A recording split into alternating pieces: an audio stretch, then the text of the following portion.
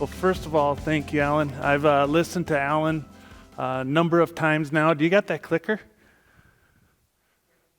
It's up on the podium. Did you take? Oh, table, right there. All right, first of all, thank you, Alan. I've listened to him 3-4 times now. Every time you pick a little something up from him. It's a fantastic thing to listen about the transition into the next generation. What I'm going to talk a little bit about is what are we passing on? What kind of health is your operation in? And it all starts with the soil, right? We don't have healthy soil. We don't have crops. We don't have cattle. We don't have pigs. We don't have goats. We don't have people, right? So the soil health is the foundation to everything that what we want to pass on to the next generation so that they can be successful, right? So that's what we're going to focus on to here today, is just understanding some soil health, the importance of it, and some important strategies for doing that. And that's what AgSpire really focuses on, is trying to increase that soil health so that increases your productivity on your operation, right? It's just the basis of everything. So I jumped ahead a little bit here. We got some global challenges. We'll get into some basic pH at some point too. At the end, I really like the chemistry part of the soil. That's where I come from. This is me about 20 years ago. I spent 15 years in crop research, primarily corn and soybeans, right? And almost everything you spray on that stuff, you're killing it. You're trying to kill something. Where regenerative agriculture is more of a celebration of life, right? We want everything working together to make productivity. And we're just a part of it, kind of controlling that and manipulating that a little bit. We want Mother Nature to work for us, right? So here I am spraying a bunch of, I believe this is a fungicide that I'm spraying. It's either a fungicide or an insecticide on some corn. Full body respirator, all kinds of fun stuff, about 80 pounds on my back, walking through corn in 100-degree weather. You know, I got to that point, I was like, well, you know, I'm not a huge fan of doing this, so I decided to go back to school. I got my master's degree from Iowa State in agronomy, but this was my thesis project, and I worked with the Dubrook FFA outdoor. I put on an outdoor lab. Oops, I don't have a pointer. That little guy right there, that's my son. All right? I love working with kids. They're the next generation. When they're about that big, I love it. I coach Little League Baseball. I've written a children's book. So that's where my passion is, working with the next generation and trying to teach them exactly what's going on in the soil and pass that knowledge on that I've had the opportunity to learn. All right? In the process of doing that, you know, this guy here carrying the stuff on my back, I got bored of doing that too. So I decided to start a company. So I own Dakota Unmanned Aerial, and I do crop dusting and pasture spraying a lot for invasive species. So it's just another way to be out there doing some different stuff and helping out the agricultural community. So we're going to get into the soil health side of things. Like I said just a second ago, that is the foundation to everything. Without the soil being healthy, we aren't going to get much out of it. And it's about keeping the soil alive, the microbes within the soil, and everything working together. Like I said just a little bit, it's the celebration of life. We want the soil living.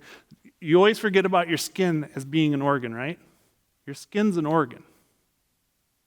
Yeah, it's an epidermis. The soil you can think of as an organ. We forgot about how important having that living soil out there, working together, working for you, instead of completely controlling it. We got to take a little step back and let it do itself. Let it do its own thing, right? So that's what we really work on at AgSpire, is allowing that soil health to work for you and help you through production. Aids in nutrient cycling, aids in filtration of water as it goes down through the soil. The microbes eat up all the nasties that you hear about going down to our city cousins, that are complaining about water pollution and blaming the agricultural community, right? You hear that all the time. Well, what we're trying to do is prove that agriculture is an answer and a solution and not a problem, right? So, and it all starts with the soil. Three basic components of soil. You got the physical properties, you got the chemical properties, and you got the biological properties. All of these work together.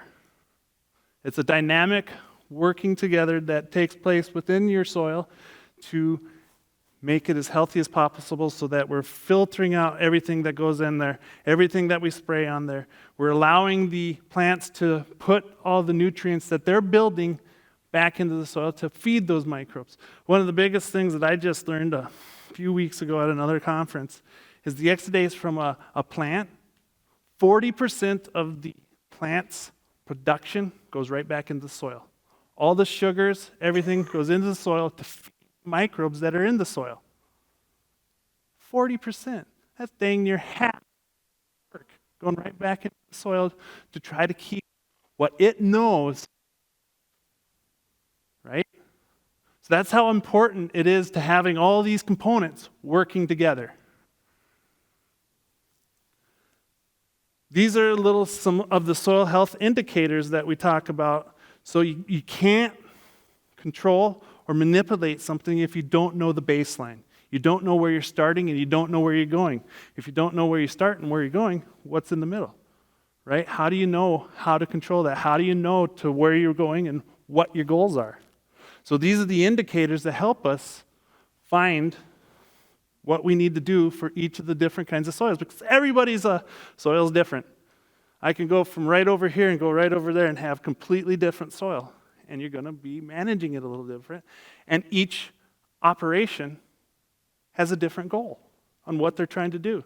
Some just want to grow corn and soybeans, and that's not the greatest thing out there, but we can do other things and incorporate different kinds of stuff to lengthen our seasons so that we get as much out of the soil as we possibly can in each year, because solar energy is our moneymaker.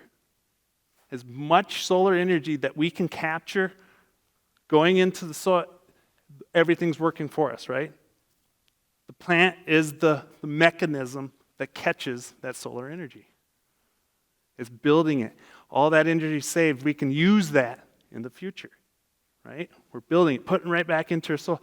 We're harnessing what's given to us, right? Some of the impacts of some of the things that we do in agriculture that can have an impact on the soil health is tillage is one of the biggest impacts that we do out there right now. What would you do if you had a giant steel shaft come right through the middle of your house? What would you be doing for the next month or 2 months? You'd be rebuilding, trying to get that house rebuilt so then you can go back to work, right? We want that stuff working. So that's one of the big ones that we try to reduce as much tillage as possible in a lot of our programs. And we also like to incorporate a lot of diversity in there so that we get as much exudates going into the soil as possible, right? So the more sugars, the more stuff that we can get out there, the better. He's getting it. It's all good. It happens, so not a problem.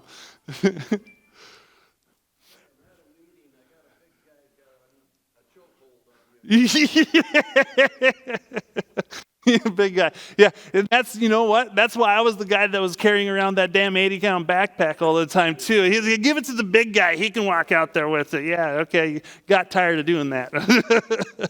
So, tillage, organic amendments, erosion control, incorporation of cover crops. We focus a lot on the 5 soil health principles, right? Always have the soil armored. You want to... That top layer of soil out there is so valuable for us. So valuable. And when you see it blown around, my in-laws are just over by Roscoe, right? That's where my in-laws are. Flitty Simmentals did a lot of work out there and stuff, right? We can drive just west of Aberdeen here. We've had to stop a number of times because the dirt blowing across the road. And then you got to stop. You can't see it. It's almost as bad as a whiteout in the snow. Do you have any idea how much nutrients is in that soil as it's blowing around? It's unbelievable. So we call it snert, right? I've gone out and taken soil samples out of ditches just to see how much is out there. It's astronomical. Every little bit that they put on in the fall, P&K, it's right there in the ditch. It's unbelievable how many nutrients are just sitting right in the ditch and being blown over. And that's why we want to have the soil armored at all times with living root systems in there, incorporation of cattle and grazing. It's a circle, the celebration of life, right? We're harnessing the living mechanisms that are out there instead of trying to kill everything and just control it that way. It's a different kind of view within regenerative agriculture, right? Just a different perspective. Here's some of the global challenges that we are facing today. We got deforestation, overgrazing can be a bad one. When you overgraze, you kill everything out there. That's why the rotational grazing, moving the cattle, watching what's out there to control so that we always have something planted and always have something healthy for the cattle to eat. Incorporation of legumes, getting a little more protein out there. But there's a number of things that we can do to put the cattle to work for us, right? And that's what we're trying to do, is we're trying to get the whole system to work for us, not against us, right? We got some agricultural activities, yeah. It happens. We can point the finger at ourselves, right? There are some poor management practices, but sometimes it's your operation. You get to choose. But there's other options out there, right? And you may just have to look at it in a different way. Nothing's wrong. It's just how we've been going about it. Maybe it'll work on your operation, maybe it won't. Each one's different. And then you got urbanization, right? Sealing of the soil, can't fight that, right? It's happening, it's going to happen, it's going to continue to happen. But we got to learn how to work together, right? And do all this together and become one so that we, once again, it's that circle of life. So, this here, I can get, that was just my spiel, kind of the book part of the talk, right? This is when we get to have some fun here. So we're going to get into soil chemistry. I really enjoy soil chemistry, the different kinds of things that can take place out there. We're going to cover acidic soils, we're going to cover some alkaline soils, and then you guys know these, the saline soil, sodic soils, you know. You run through those all the time. Well, there's things that we can do, and there's things that we can do by ourselves without having to hire out some soil scientists to come in and poke a bunch of holes in your ground. Go back where you were. What did you say? Soil finishers. You know what soil finishers? You lower it in a little distance, run 1 miles an hour. Yep. So like a vertical till. Are they good or bad? They aren't bad. Okay, you're going to have to be able to level some things, and what it's actually doing is it's mixing a little bit of that humus. Sometimes you get so much organic matter on the top of your soil, you aren't getting a good seed-soil contact when you're trying to plant and things in it. So sometimes the soil finishes are good. The big thing that we worry about is inversion. So like the moldboard plow, when you flip it over, right? So it's, as soon as you invert it, you've completely changed the ecosystem for the biology within there. So those soil finishers actually aren't terrible as long as we don't go, 10 inches deep. Or, you keep it at the top, mixing that and setting it up for a good soil. The thing we're seeing is the rippers in the low ground of the headland. Yep. Not my most favorite. And then like the soil, then we were tiling. We're going to get into that a little bit and getting deep and all those kinds of things. Not the most, we just don't want to invert it, right? Inversion is where it kind of really starts to kill everything. Once you flip it, it's very difficult, and you got to kind of start to rebuild, and that's where the rebuilding process comes into play, right? So the vertical tillage, so like the fluted coulters running 10, 15 miles an hour, you can change the angle of them depending on how much you want to throw. You can change how deep they go, how much weight you got on the back there. So there's a number of things that you can do with those things. And what you're just trying to do is just trying to mix that humus with the soil so you get a good seed-soil contact a nice level field so you can go across it. There's a lot of things that you can do. I got people in programs right now that inject pig manure. Then they finish it with a finisher just to level things out, and that's still considered a reduced tillage system. So there's things you can still do to be considered a reduced tillage system. Now, reduced tillage systems are kind of those oxymorons, you know? It's like an oxymoron kind of thing. You're still out there beating up the soil a little bit, but you're setting it up for your operation and how you need to. Maybe you don't have a pig farm. Maybe we can just get cows out there and they can be stomping around doing all that work for you, right? Right. Yep. And that's what we aren't here to tell you what to do, right? We want to work with you and we want to get the most we possibly can out of it, right?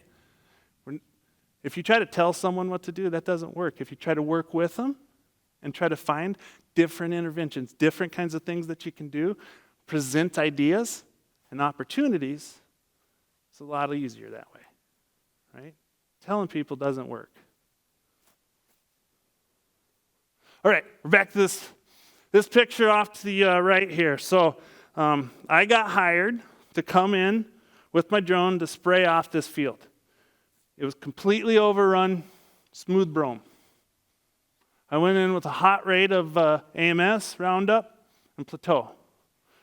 Does anyone know why I put the Plateau in there?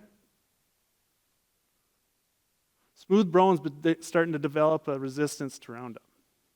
It's used so much in so many ditches, Roundup is starting to not work on smooth brome. So we put the Plateau in there to take care of those cool seasons, right? So went in there, smoked it all.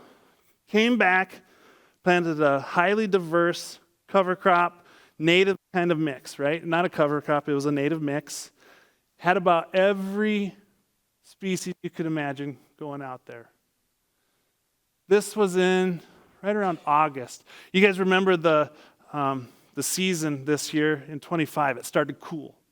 And it took forever for something to start, right? It took forever. I was out there in June, the first part of June, and they're just starting to peek through. I was panicking. I was like, okay, what did I mix wrong here? What did we put out here wrong? Something. So it just took forever this spring to start. This is in August right here. And I went back and I was like, oh my goodness. Look at all these flowers and look at all this grass. You can't see them here, but there's tree lines planted in there too. The gentleman, his goal here was for hunting, right? Nature, he wanted to go back native, shelter belts. That was his goal here. He's not going to probably graze this. He's going to let it all go to just the native. He wants deer out there. He wants the pheasant out there. He wants to use, that's what his goals were. So that's what we tried to do. So it was a lot of fun going out there to do that stuff. I got some more pictures of this planting actually later in the slides. Right next door is CRP ground that is rented for cattle grazing. So cattle get to go out there and they graze and they spend a lot of time out there. So we're talking about pH. We're going to get what is pH? Well, it's just the concentration of hydrogen atoms within a solution, right? Hydrogen and oxide solution. So it's depending on where you are. I don't have a pointer. I keep going with the pointer. So depending on where you are on this scale, each increment is 10 times more. So if I went from 1 to 2, that's 10 times. 1 to 3, it's 100 times. 1 to 4, it's 1,000 times more concentration of hydrogen atoms. So, a number on there really doesn't mean a whole lot, but when you think about the concentration of those hydrogen atoms within the soil, it really makes a big difference on where you are in there. So 1 point makes a big difference on the availability of nutrients and the availability or the ability of a plant to grow there. 92 essential elements on the planet Earth. 18 of those are essential for plant growth. 15 of those 18 come from the soil. That's how important it is. The plant's putting 40% of its sugars right back into the soil to keep everything living so that they can get access to these. 15 of them is pretty darn important. right? It's only carbon, oxygen, and hydrogen that is getting pulled out of the atmosphere.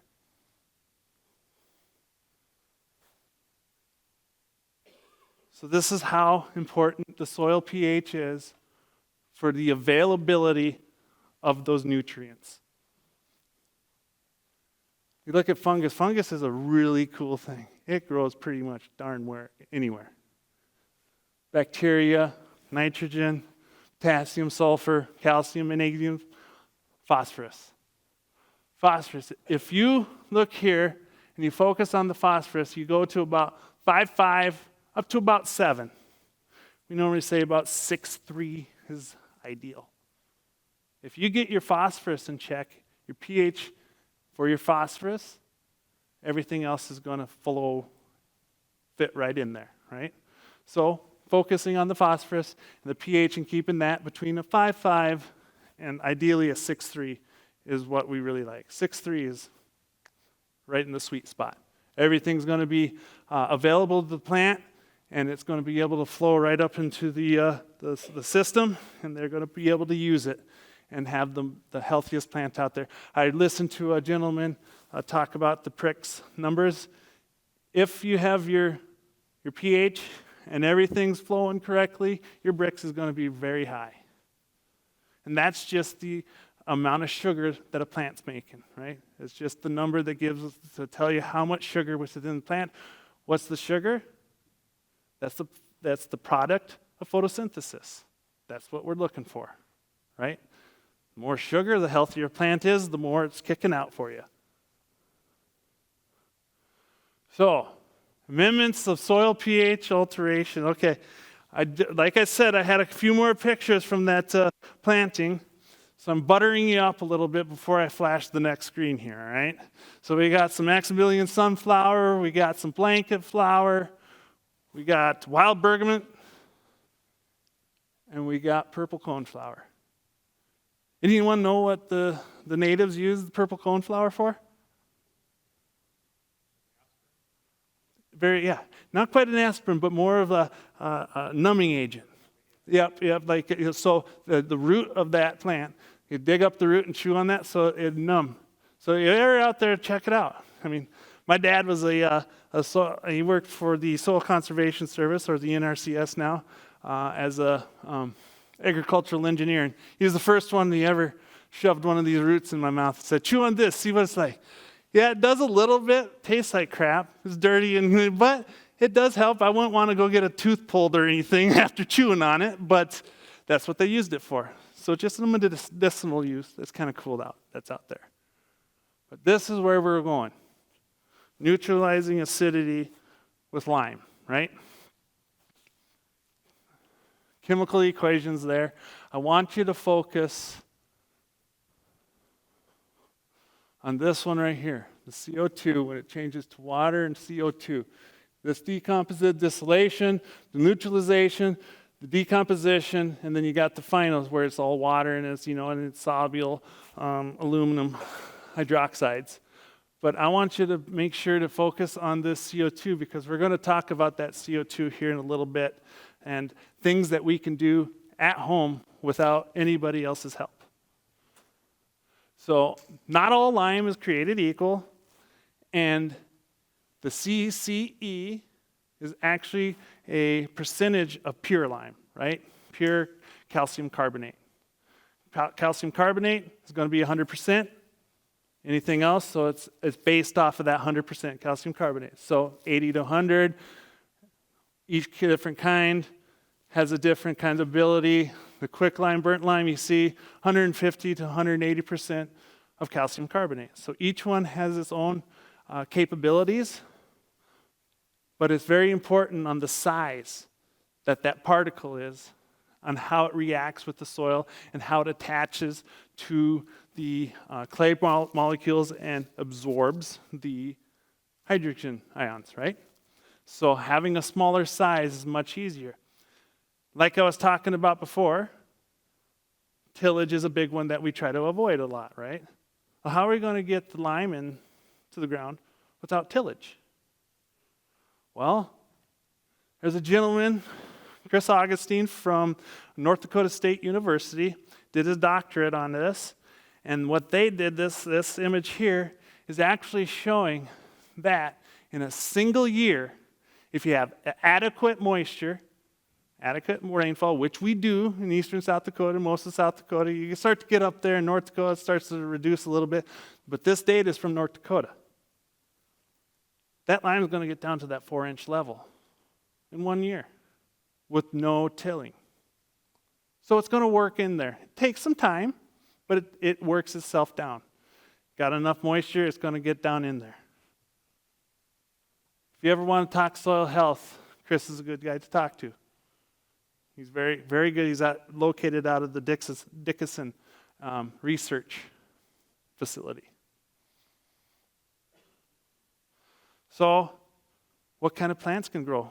What we want to do is try to get more exudates into the soil so that the biological activity within the soil is taking place. And how do you do that? You have plants growing out there, right?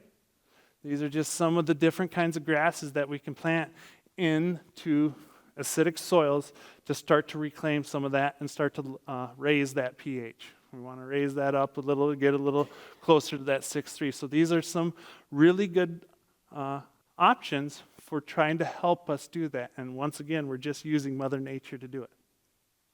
Right? Once we get those big root systems going, guess what else does? It starts to filter everything else down. Once we get to the saline and the sodic soil, the more filtering, the more stuff going down, the better. Neutralized and alkaline soil, basic soil. So it's just the opposite of what we were just talking about with the lime. Now we're wanting to incorporate the bicarbonates and carbonates, right? And then the sulfur here is going to add, backwards. Sulfur gets oxidized, gets to sulfuric acid that will give off those hydrogen atoms, lowering the pH within the soil. It's just the opposite direction. Same concept, just a different chemical on what we're trying to accomplish to raise or lower the pH. Very simple. Some more grasses that can tolerate the alkalinity in soils. A lot of fescues, western wheat grasses. You'll see switchgrass up there. I got jumped on the other day that cattle don't like switchgrass, but pheasant do, right? So it just depends on what you want to get out there and what you want to get growing.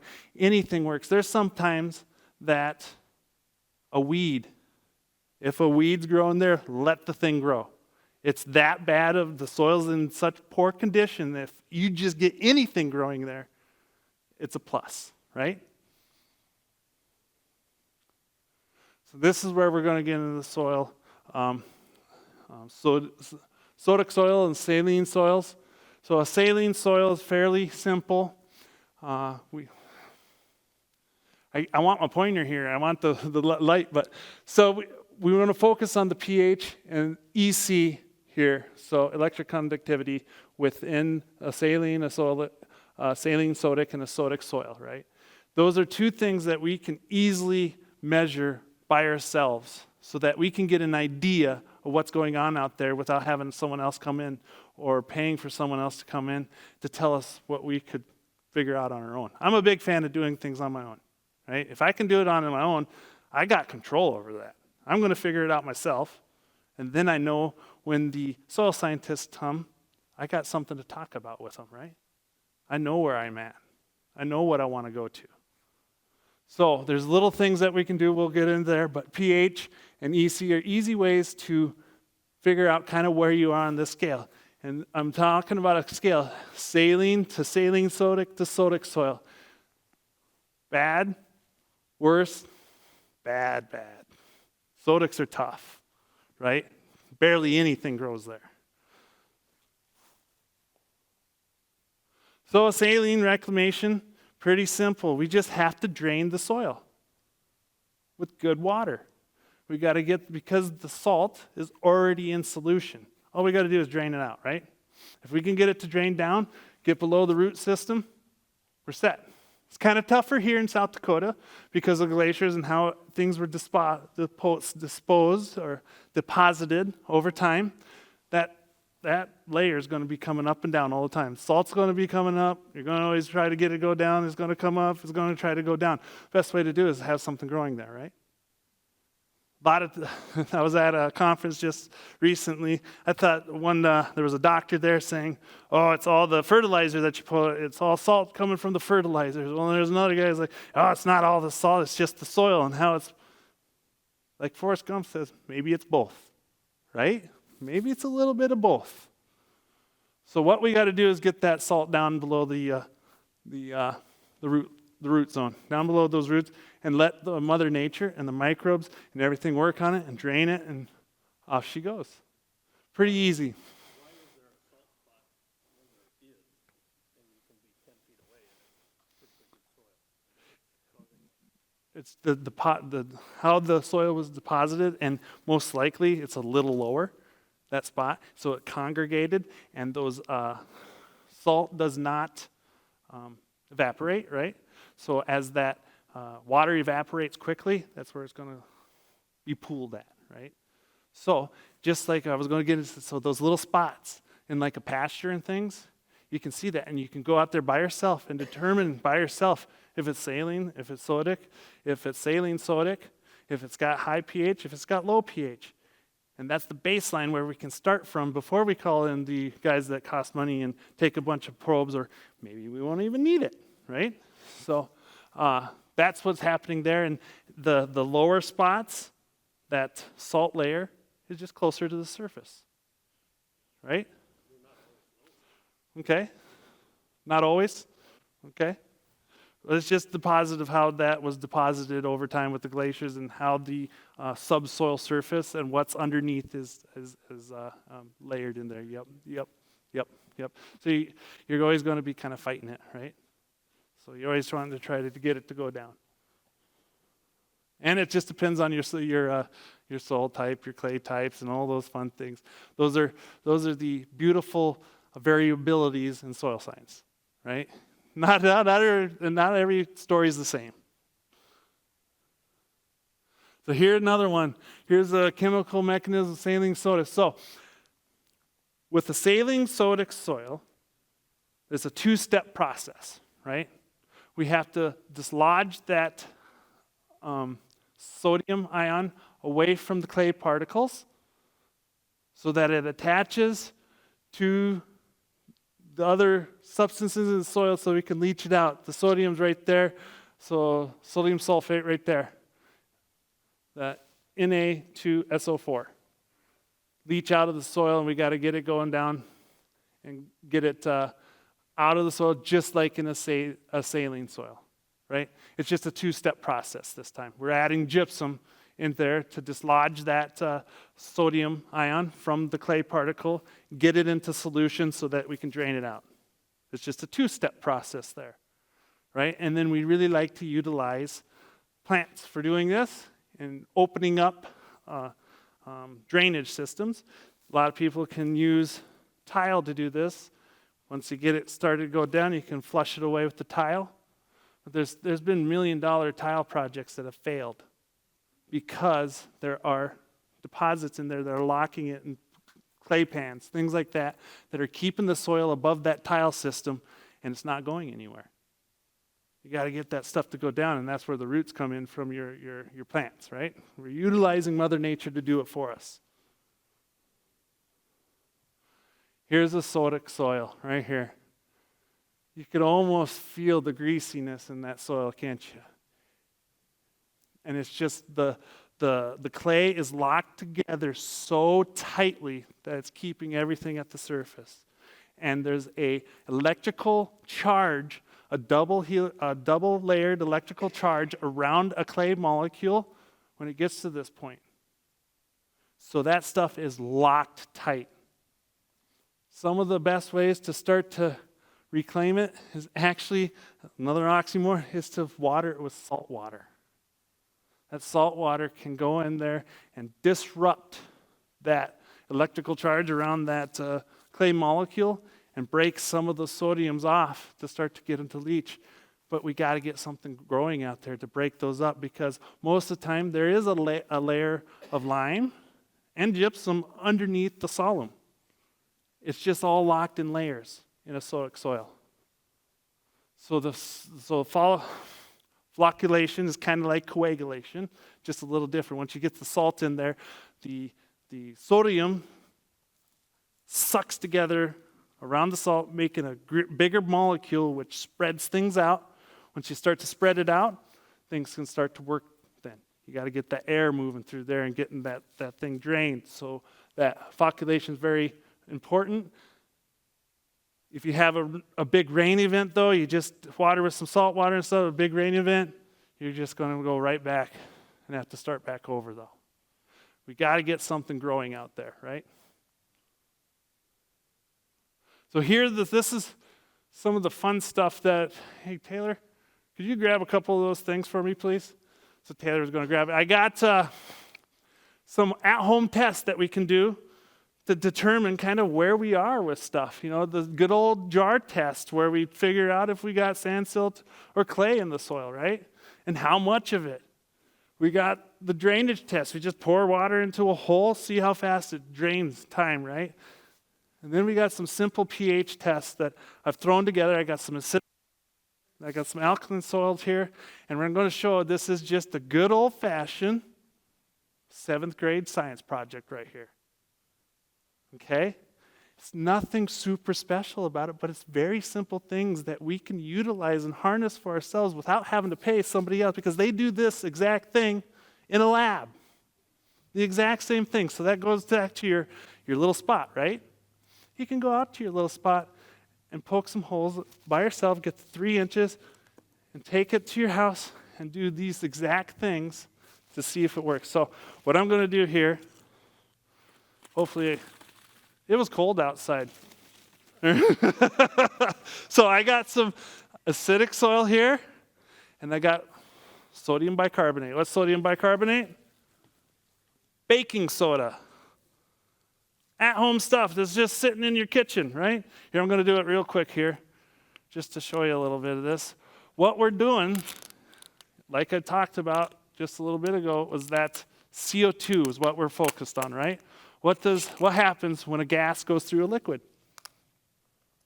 Bubbles. You can do this at home all by yourself. We'll see if it works. Hopefully it works in frozen stuff.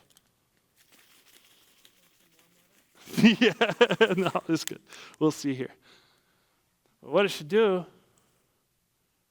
it's not doing a whole lot. It's a little too cold, but it is bubbling a little bit.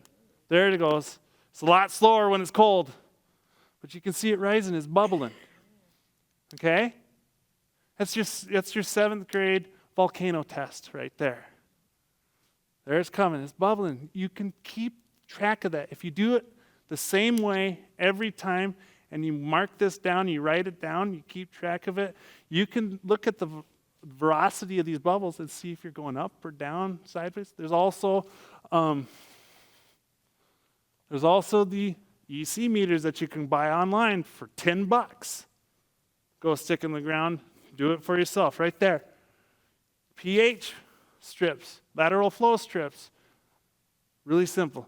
I could go, before I did this, I'd get a really low color. See that orange and those numbers, you're going to be below 7, right? You're going to 0, but now it's going to be neutralized. What did that tell me? Salty soil? This one told you got acidic soil. Acidic soil. So it just was bubbling, so it's telling you that you got acidic soil. The EC meter that I have right up to that tin, you're going to want to focus on the electroconductivity when you're looking at sodic soils and saline soils to kind of determine where you are with the salt. And that one right there. The different EC, and that's a way that you can do by yourself to determine where you're at. So that if you got acidic, it gives you a pretty good idea, right? So that kind of graph right there, you can utilize that to try to determine where you're at. So that was an acidic soil. And then I also got an alkaline soil here.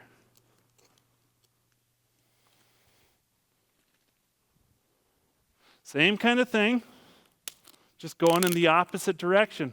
both of the processes make CO2. That's what we're focused on, right? I put tape on them so that no one would drink them. The same kind of a thing going on here. There she goes. This was a little quicker. Look at that. It tells you what's going on just by the bubbles, the velocity of the bubbles. They're going to have to clean that napkin. Luckily, I put it on their napkin. But that's what we're doing. It's very simple science, chemistry that we can utilize at home by ourselves, that we don't have to call someone in to do, right? Just little things. And then we can get a pretty good idea where we're at. And then we know where we're going and what goal we got, right? It's still going. That's a good one. So, and what did I pour in here? This is just vinegar. You go home underneath mom's kitchen and pull this stuff out, and you can get a pretty good idea where you're sitting in your problem areas without having to call anybody, and you're in control the whole time. Right?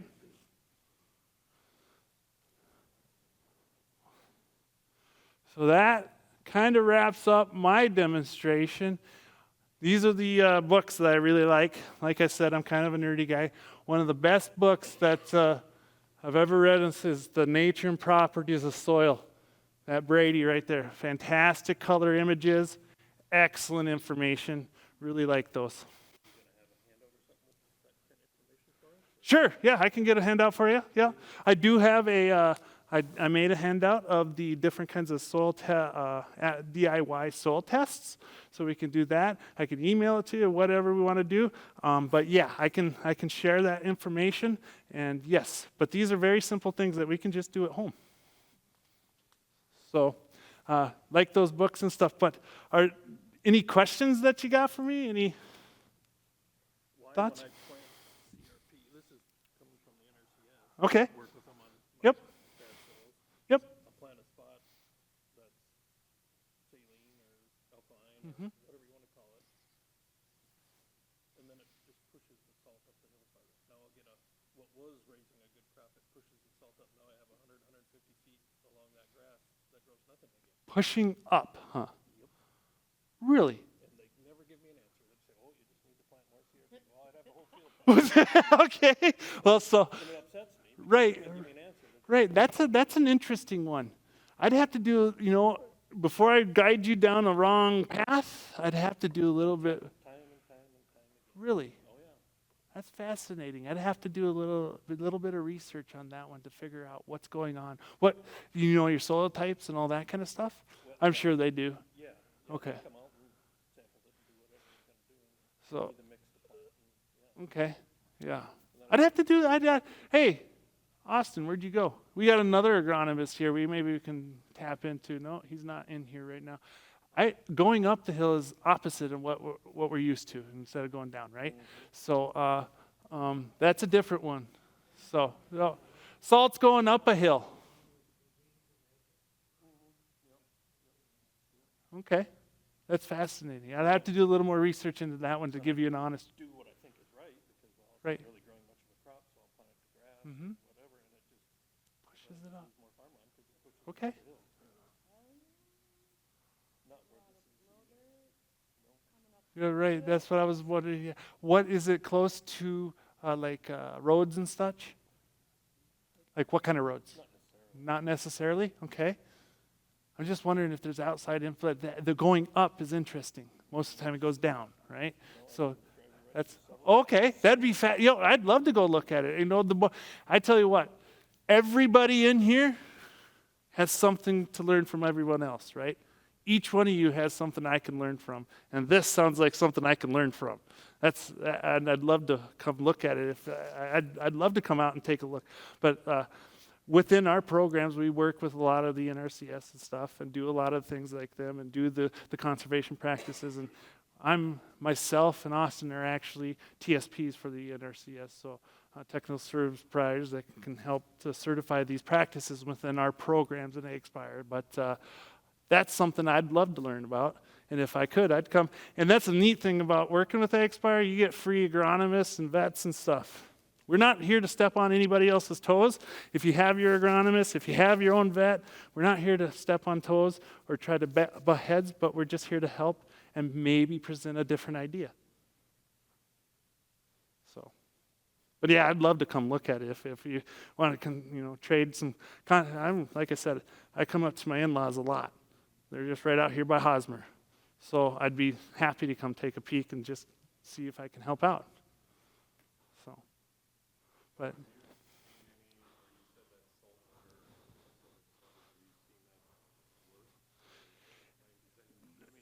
it, yep, exactly. And that's what you're just trying to break it up. Actually, some specific acids that you can add to them. They've had some really good success other than just salts.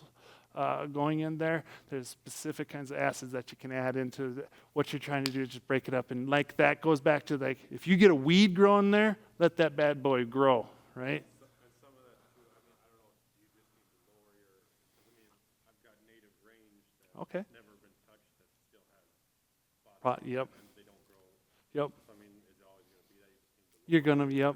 You're just gonna be fighting it because you're just the way that things were deposited during the glaciers and things. It's just real low, or lower. The salt's not far from the surface, right? And it's just been over time that it's just locked itself up. So if you get weeds growing out there or anything just to grow is what your goal is, there are some kinds of acids that you can use and add to it to lower it. Specifically, I'm having stage dementia on the specific names of the ones that but I got it on my computer. I could tell you the exact ones as soon as we get done here, the names. So, but yeah, there are ways, but it's very, very difficult. I'm not going to lie to you. Those are hard. Those are hard to reclaim those. So, any other questions? You bet. Well, there we go. So these are a lot of books that I had the privilege of reading during my master's.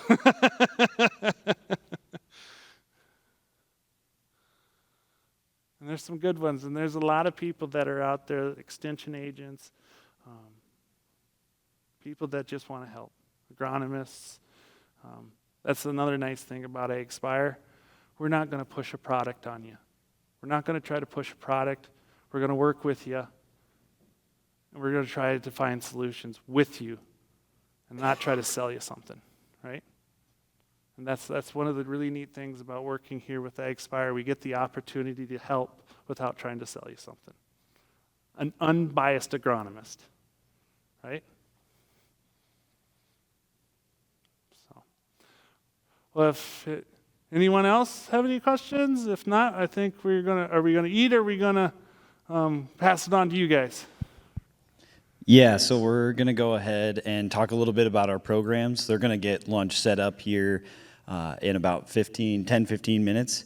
So we're going to take this time to go over some of the programs that AgSpire offers and then allow you guys to ask questions to the experts on each program. So for what we have going on, we have 3 tables over by the lunch area that will have 1 table for each program.